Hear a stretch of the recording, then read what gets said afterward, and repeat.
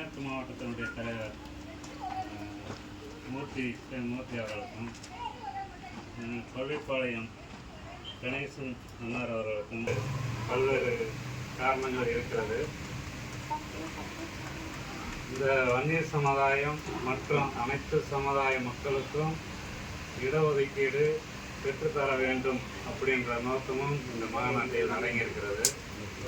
சிறப்பாக இருக்க வேண்டும் அப்படின்று ஒரு தமிழ்நாடே இன்னைக்கு எல்லா அனைத்து கட்சியும் தலைவர்களும் எதிர்நோக்கி பார்த்து கொண்டு இருக்கிறாங்க அப்படின்ட்டு அதை பற்றி தான் நம்ம சமுதாயத்தினுடைய அடுத்த அனைத்து சமுதாயத்தினுடைய ஆட்களையும் இந்தியாவே திரும்பி பார்க்கக்கூடிய அளவுக்கு இந்த மாநாடு இருக்கு. இந்த மாநாட்டுக்கு நம்ம வர வேண்டும்.